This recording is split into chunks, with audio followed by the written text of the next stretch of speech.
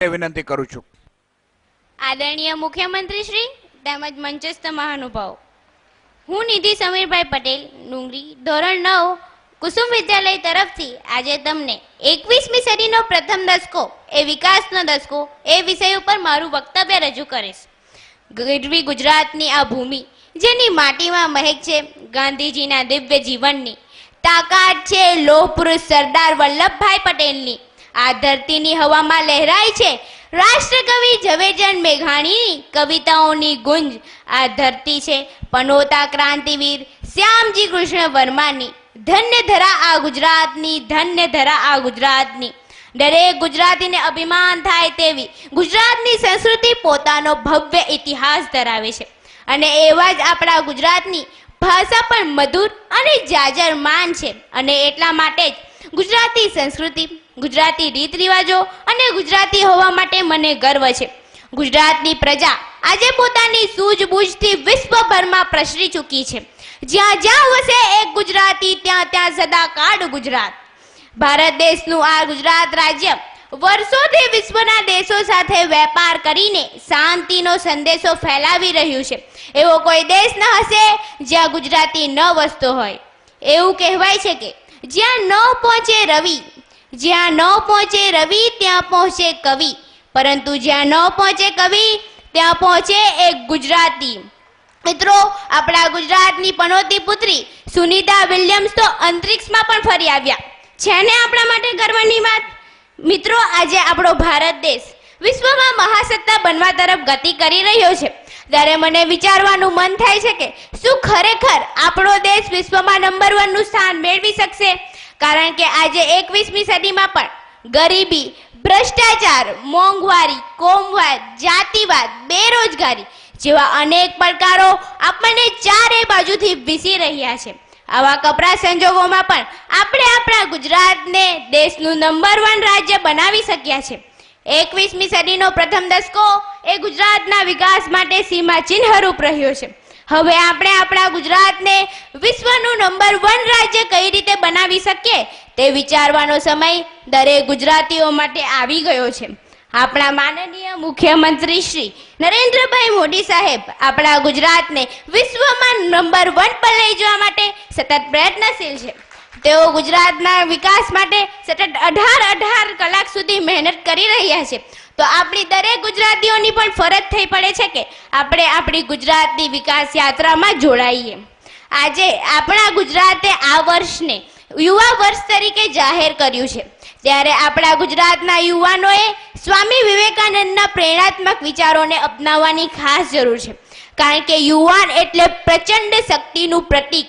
આ શક્તિને જો યોગ્ય દિશામાં વાળવામાં આવે અને ગુજરાતના વિકાસના કાર્યોમાં લગાડવામાં આવે તો હજુ પણ આપણા ગુજરાતનો વિકાસ થવાની સંભાવના છે. મિત્રો, આપણો દેશ રમતગમત ક્ષેત્રે પણ ખૂબ જ પાછળ છે. તે સંજોગોમાં આપણા માનનીય મુખ્યમંત્રી શ્રીએ ખેલ મહાકુંભનું આયોજન કરીને આપણા ગુજરાતના યુવા ખેલાડીઓ માટે એક મોટું પ્લેટફોર્મ પૂરું પાડ્યું છે. હવે મને લાગે છે કે આવતા 5 વર્ષોમાં આપણા ગુજરાતના ખેલાડીઓ પણ ઓલિમ્પિક્સ જેવી ગેમમાં મેડલો મેળવશે. મિત્રો, ગુજરાતનો વિકાસ સદભાવનાને આભારી છે, શાંતિને આભારી છે, અહિંસાને આભારી છે. અહીં જળ શક્તિ, ઉર્જા શક્તિ, જ્ઞાન શક્તિ, રક્ષા શક્તિ અને રક્ષા શક્તિનો સુભગ સમન્વય થાય છે. તે આ સમન્વયથી ગુજરાત એ વિકાસના ઉચ્ચ શિખરોને સર કરી શક્યું છે. આ વિકાસના પાયામાં છે મેં નહીં હમ અને સૌનો સાથ સૌનો વિકાસ જેવા સૂત્ર. ગુજરાત સરકારે સામાન્યમાં સામાન્ય માનવીનો ઉત્કર્ષ થાય તે માટે અનેક યોજનાઓ ઘડી છે અને આ યોજનાઓના લાભ છેવાડાના માનવી સુધી પહોંચાડ્યા છે. તો આ વિકાસના દસકાની નોંધ વિશ્વએ પણ લેવી જ પડશે. મિત્રો, આપણી ગુજરાત સરકાર દર વર્ષે ગ્લોબલ ઇન્વેસ્ટર સમિટનું આયોજન કરે છે.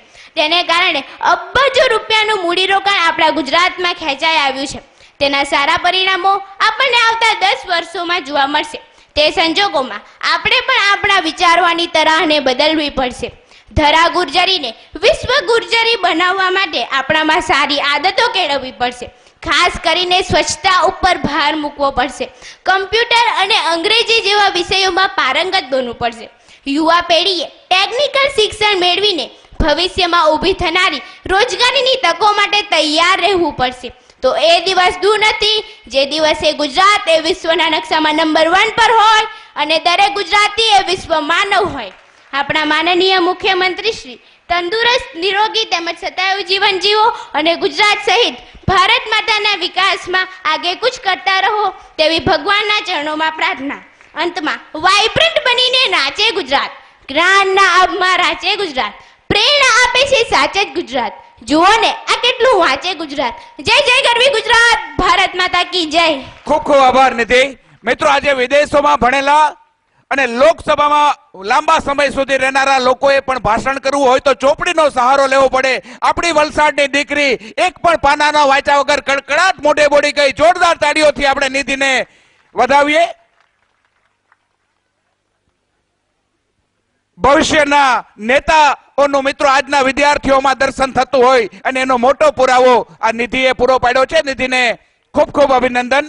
અને મિત્રો, હવે હું વિનંતી કરીશ આપણા દક્ષિણ ગુજરાતના સન્માનીય નેતા અને આદિવાસી સમાજનું જેવો એક ગૌરવ કહી શકાય એવા આદરણીય શ્રી કાનજીભાઈ પટેલ, રાજ્યસભાના સાંસદ શ્રી, કે એમની વાત રજૂ કરે.